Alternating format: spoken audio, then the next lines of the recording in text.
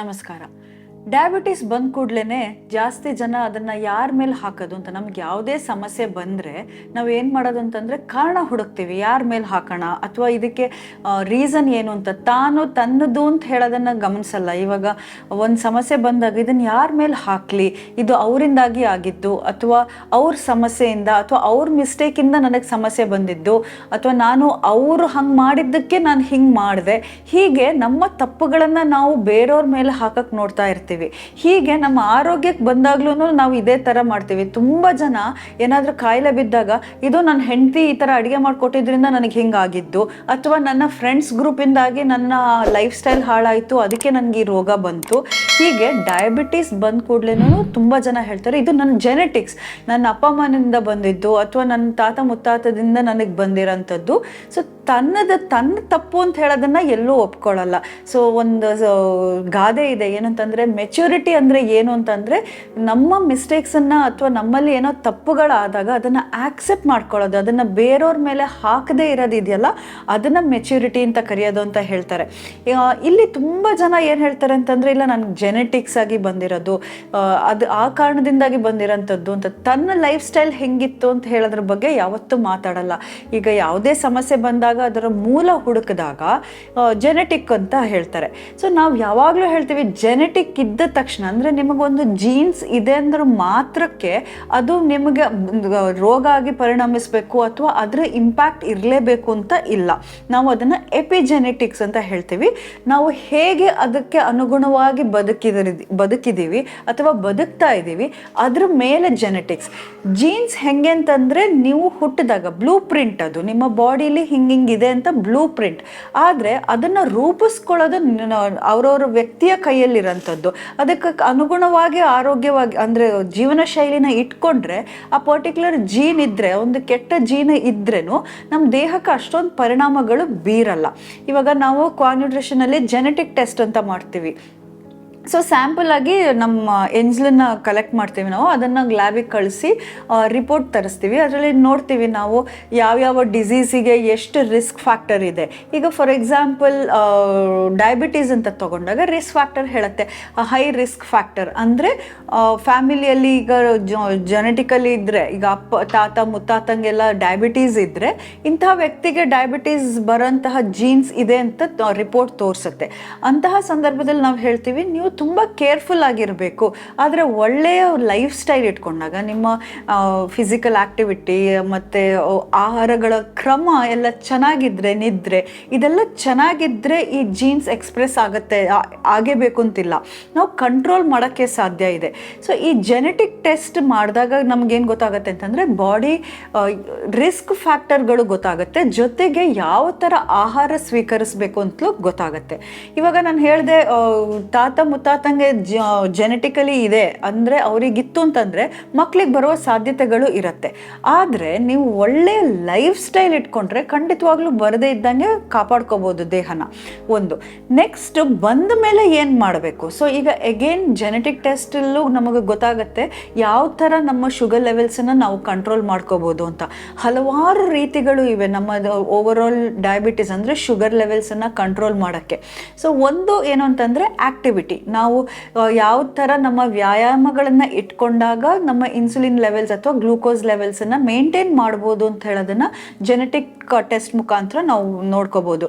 ಕೆಲವರಿಗೆ ಏನು ಅಂತಂದರೆ ಎಕ್ಸಸೈಸ್ ಮಾಡಿದ್ರೆ ಶುಗರ್ ಕಂಟ್ರೋಲಿಗೆ ಬರುತ್ತೆ, ಇನ್ನು ಕೆಲವರಿಗೆ ಇನ್ಸುಲಿನ್ ಚೆನ್ನಾಗಿ ಕೆಲಸ ಮಾಡುತ್ತೆ. ಸೊ ಇವುಗಳೆಲ್ಲ ನಾವು ಜೆನೆಟಿಕ್ ಮುಖಾಂತರ, ಜೆನೆಟಿಕ್ ಟೆಸ್ಟಿಂಗ್ ಮುಖಾಂತರ ನೋಡ್ಕೋಬೋದು. ನೋಡ್ಕೊಂಡು ಅದಕ್ಕೆ ಅನುಗುಣವಾಗಿ ನಮ್ಮ ಲೈಫ್ ಸ್ಟೈಲ್ ಇಟ್ಕೊಂಡಾಗ ನಾವು ಶುಗರ್ಸ್ ಬರದೇ ಇದ್ದಂಗೆ ಕಾಪಾಡ್ಕೋಬೋದು. ಸೊ ಓವರ್ ಆಲ್ ಜೆನೆಟಿಕಲಿ ಇವಾಗ ಒಬ್ಬರಿಗೆ ಇದೆ ಮಾತಕ್ಕೆ ಅದು ಬಂದ್ಬಿಡತ್ತೆ ಅಂತ ಹೇಳೋಕ್ಕಾಗಲ್ಲ. ಒಳ್ಳೆಯ ಲೈಫ್ ಸ್ಟೈಲ್ ಇಟ್ಕೋಬೇಕು. ಇನ್ನು ಕೆಲವೊಂದ್ಸಲ ಜೆನೆಟಿಕ್ ರಿಪೋರ್ಟಲ್ಲಿ ಬರುತ್ತೆ ಇಲ್ಲ ಡಯಾಬಿಟೀಸಿಗೆ ರಿಸ್ಕ್ ಫ್ಯಾಕ್ಟರ್ ಇಲ್ಲ, ಡಯಾಬಿಟೀಸ್ ಜೀನ್ ಇಲ್ಲ ಅಂತ ಬರುತ್ತೆ. ಆದ್ರೂ ಅಂತಹ ವ್ಯಕ್ತಿಗೆ ಡಯಾಬಿಟೀಸ್ ಬರುವ ಸಾಧ್ಯತೆಗಳು ಇರುತ್ತೆ. ಯಾಕೆಂತಂದರೆ ತಪ್ಪಾದ ಆಹಾರ ಕ್ರಮ ಅಥವಾ ತಪ್ಪಾದ ಲೈಫ್ ಸ್ಟೈಲಿಂದಾಗಿ ಬರೋಂಥದ್ದು. ಸೊ ಅಂತಹ ಸಂದರ್ಭದಲ್ಲಿ ಅದನ್ನು ಸರಿ ಮಾಡಿಕೊಂಡಾಗ ರಿವರ್ಸ್ ಮಾಡೋಕ್ಕೆ ಸಾಧ್ಯ ಇರುತ್ತೆ. ಇವಾಗ ಡಯಾಬಿಟೀಸನ್ನು ರಿವರ್ಸ್ ಮಾಡ್ಬೋದಾ ಅಂತ ಎಲ್ಲರೂ ಕೇಳ್ತಾರೆ. ಖಂಡಿತವಾಗ್ಲೂ ಒಂದು ಒಳ್ಳೆಯ ಲೈಫ್ ಸ್ಟೈಲ್ ಇದ್ದಾಗ ಅದನ್ನು ರಿವರ್ಸ್ ಮಾಡ್ಬೋದು. ರಿವರ್ಸ್ ಮಾಡಿದ್ಮೇಲೆ ಮೇಂಟೆನೆನ್ಸ್, ಈಗ ಒಂದ್ಸಲಿ ನಮಗೆ ನಾರ್ಮಲ್ ಲೆವೆಲ್ಲಿಗೆ ಬಂದರೆ ಸಾಲದು, ಥ್ರೂಔಟ್ ಅದೇ ಲೆವೆಲಲ್ಲಿ ಇರಬೇಕು ಅಂತ ಆದರೆ ಆ ಲೈಫ್ ಸ್ಟೈಲನ್ನು ಮೇಂಟೈನ್ ಮಾಡ್ತಾ ಹೋಗಬೇಕು. ಇದ್ದಕ್ಕಿದ್ದಂಗೆ ನೀವು ಒಂದು ವರ್ಷ ಎಲ್ಲ ಕರೆಕ್ಟಾಗಿ ತಿಂದ್ಬಿಟ್ಟು ರಿವರ್ಸ್ ಆಯಿತು ಅಂದ ತಕ್ಷಣ ಮತ್ತೆ ಪುನಃ ನಿಮ್ಮ ಲೈಫ್ ಸ್ಟೈಲನ್ನು ಚೇಂಜ್ ಮಾಡಿದ್ರೆ ಮತ್ತೆ ಪುನಃ ಡಯಾಬಿಟೀಸ್ ಬರುತ್ತೆ. ಸೊ ಒಂದ್ಸತಿ ನೀವು ಆ ಬ್ಯಾಲೆನ್ಸನ್ನು ಕಳ್ಕೊಂಡ್ರೆ we can just maintain it. ಯಾವಾಗಲೂ ಮೇಂಟೆನೆನ್ಸ್ ಬೇಕೇ ಬೇಕು. ಹೆಂಗೆ ಬೇಕಾದರೂ ಹಾಗೆ ಇದ್ದರೆ ಖಂಡಿತವಾಗ್ಲೂ ಶುಗರ್ ಲೆವೆಲ್ಸ್ ಪುನಃ ಜಾಸ್ತಿ ಆಗುತ್ತೆ. ಸೊ ಜೆನೆಟಿಕಲಿ ಸ್ಟ್ರಾಂಗ್ ಆಗಿದ್ದಾಗ, ಅಂದರೆ ಡಯಾಬಿಟೀಸ್ ಬರಲ್ಲ ಅಂತ ಇದ್ರೂ ರಾಂಗ್ ಲೈಫ್ ಸ್ಟೈಲ್ ಡಯಾಬಿಟೀಸ್ ಬರ್ಬೋದು. ಇನ್ನು ಉಲ್ಟಾನೂ ಆಗ್ಬೋದು. ಅಂದರೆ ಜೆನೆಟಿಕಲಿ ನಿಮಗೆ ಡಯಾಬಿಟೀಸ್ ಇದೆ ಅಂತಾದ್ರೂ ಬರೋಂತಹ ಸಾಧ್ಯತೆ ಇರೋಂತಹ ಜೀನ್ಸ್ ಇದ್ರೂ ಆದರೆ ಒಳ್ಳೆಯ ಲೈಫ್ ಸ್ಟೈಲ್ ಇಟ್ಕೊಂಡ್ರೆ ಡಯಾಬಿಟೀಸ್ ಬರದೇ ಇರೋ ಥರನೂ ನೋಡ್ಕೋಬೋದು. ಸೊ ಓವರಾಲ್ ಇವಾಗ ಜೆನೆಟಿಕ್ ಇದೆ ಅಂದ್ರೆ ಮಾತ್ರಕ್ಕೆ ನಾವು ಹೆದರ್ಕೊಳ್ಳೋ ಅವಶ್ಯಕತೆ ಇಲ್ಲ. ನಾವು ಯಾವಾಗಲೂ ಹೇಳೋದೇನು ಅಂತಂದರೆ ಚೆನ್ನಾಗಿ ತಿನ್ನಿ, ಅಂದರೆ ಬ್ಯಾಲೆನ್ಸ್ಡ್ ಮೀಲ್, ಕರೆಕ್ಟ್ ಟೈಮಿಗೆ ಸರಿಯಾಗಿ ತಿನ್ನಬೇಕು ಒಂದು. ನೆಕ್ಸ್ಟ್ ಏನು ಅಂತಂದರೆ ನಮ್ಮ ಪೋರ್ಷನ್ ಬಗ್ಗೆ ನಮಗೆ ನಿಗಾ ಇರಬೇಕು. ನಾವು ಯಾವುದೇ ಆಹಾರವನ್ನು ಎಷ್ಟು ತಿನ್ನಬೇಕು ದೇಹಕ್ಕೆ ಅಷ್ಟೇ ಮಾತ್ರ. ಈಗ ಅತಿಯಾಗಿ ಓವರ್ ಈಟಿಂಗ್ ಮಾಡೋಂಥದ್ದು ಒಳ್ಳೆಯದಲ್ಲ. ಜೊತೆಗೆ ಯಾವ ಕಾಂಬಿನೇಷನಲ್ಲಿ ತಿಂತೀವಿ ಅದು ತುಂಬ ಇಂಪಾರ್ಟೆಂಟ್. ಅಂದರೆ ಇವಾಗ ಮೇಯ್ನಾಗಿ ನಮಗೆ ಎನರ್ಜಿಗೆ ಬೇಕಾಗಿರೋಂಥದ್ದು ಕಾರ್ಬೋಹೈಡ್ರೇಟ್ಸ್, ನಮ್ಮ ಅಕ್ಕಿ, ಗೋಧಿ, ರಾಗಿ ಅಥವಾ ನವಣೆಗಳು. ಅದ್ರ ಜೊತೆಲಿ ನಾವು ಪ್ರೋಟೀನ್ಸು ಮತ್ತು ತರಕಾರಿಗಳನ್ನು ತಿನ್ನಬೇಕಾಗಿರೋಂಥದ್ದು. ಸೊ ಇದನ್ನು ಬ್ಯಾಲೆನ್ಸ್ಡಾಗಿ ಸ್ವೀಕರಿಸಿದಾಗ, ಜೊತೆಗೆ ಒಂದು ಆ್ಯಕ್ಟಿವಿಟಿ, ಇವಾಗ ಕೆಲವರಿಗೆ ಅಭ್ಯಾಸ ಇದೆ ಊಟ ಆದ ತಕ್ಷಣ ಮಲಗೋದು ಅಥವಾ ಊಟ ಆದ ತಕ್ಷಣ ಸುಮ್ಮನೆ ಕೂತ್ಕೊಂಡಿರೋದು. ಅಂತಹ ಸಂದರ್ಭದಲ್ಲಿ ಏನಾಗುತ್ತೆ, ಕಾಲಕ್ರಮೇಣ ಶುಗರ್ ಲೆವೆಲ್ಸ್ ಜಾಸ್ತಿ ಆಗುತ್ತೆ, ಅಂದರೆ ಸ್ಪೈಕ್ ಆಗಿರುತ್ತೆ. ಅದು ತುಂಬ ಟೈಮ್ ಆದಾಗ ನಮಗೆ ಸಮಸ್ಯೆಗಳು ಶುರುವಾಗಂಥದ್ದು. ಸೊ ಅಲ್ಲಿ ಆಕ್ಟಿವಿಟಿ ಅಂದರೆ ಒಂದು ಸ್ವಲ್ಪ ಬದಲಾವಣೆಗಳನ್ನು ಮಾಡಿಕೊಂಡಾಗ, ಅಂದರೆ ಆಕ್ಟಿವಿಟಿ, ಈಗ ಊಟ ಆದಮೇಲೆ ಈಗ ಒಂದು ಗಾದೆ ಇದೆ ಹಳೆ ಕಾಲದಲ್ಲಿ, ಏನು ಅಂತಂದರೆ ಉಂಡು 100 ಹೆಜ್ಜೆ ನಡೆ ಅಂತ. ಸೊ ಅದು ಖಂಡಿತವಾಗ್ಲೂ ಶುಗರ್ ಲೆವೆಲ್ಸನ್ನು ಮೇಂಟೈನ್ ಮಾಡೋಕ್ಕೆ ತುಂಬ ಹೆಲ್ಪ್ ಮಾಡುತ್ತೆ. ಅಂದರೆ ನೀವು ಇವಾಗ ಊಟ ಮಾಡಿ ಒಂದು 20 ನಿಮಿಷ ಆದಮೇಲೆ ಒಂದು 10 ನಿಮಿಷ ನಡೆದಾಡಿದ್ರೆ, ಅಂದರೆ ಏನು ತುಂಬ ನೀವು ಬ್ರಿಸ್ಕ್ ವಾಕಿಂಗ್ ಮಾಡಬೇಕು ಅಂತಲ್ಲ, ನಿಧಾನಗತಿಯಲ್ಲಿ ನಾವು ನಡೆದ್ರೂ ಸಾಕಾಗುತ್ತೆ. ಅದು ನಮ್ಮ ಶುಗರ್ ಲೆವೆಲ್ಸನ್ನು ಕಮ್ಮಿ ಮಾಡೋಕ್ಕೆ ಹೆಲ್ಪ್ ಮಾಡುತ್ತೆ. ಅಂದರೆ ಇದ್ದಕ್ಕಿದ್ದಂಗೆ ಈಗ ಯಾವುದೇ ಆಹಾರ ಸ್ವೀಕರಿಸಿದ್ರು ನಮ್ಮ ಶುಗರ್ ಲೆವೆಲ್ಸ್ ತುಂಬ ಹೈ ಹೋಗಬಾರ್ದು.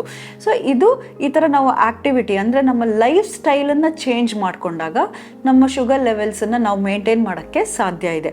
ಸೊ ಟೈಮಿಂಗ್ಸು ಪ್ಲಸ್ ನಿದ್ದೆ. ನಾವು ಹೆಚ್ಚಾಗಿ ಏನು ಅಂದ್ಕೊಂಡಿದ್ದೀವಿ ಅಂತಂದರೆ, ಈಗ ನಿದ್ದೆಗೆ ಜಾಸ್ತಿ ಪ್ರಾಮುಖ್ಯತೆನೇ ಕೊಡಲ್ಲ. ನಿದ್ದೆ ಏನು ಜಸ್ಟ್ ನಮಗೆ ರೆಸ್ಟ್ ಮಾತ್ರ ಬೇಕಾಗಿರೋದು ಅಂತ ಖಂಡಿತವಾಗ್ಲೂ ಅಲ್ಲ. ದೇಹಕ್ಕೆ ಮಾತ್ರ ಅಲ್ಲ, ಓವರಾಲ್ ನಮ್ಮ ಹಾರ್ಮೋನ್ಸ್ಗಳು ಎಲ್ಲ ಸರಿಯಾಗಿ ಕೆಲಸ ಮಾಡಬೇಕು ಅಂತಂದರೆ ನಾವು ಚೆನ್ನಾಗಿ ನಿದ್ದೆ ಮಾಡಬೇಕು.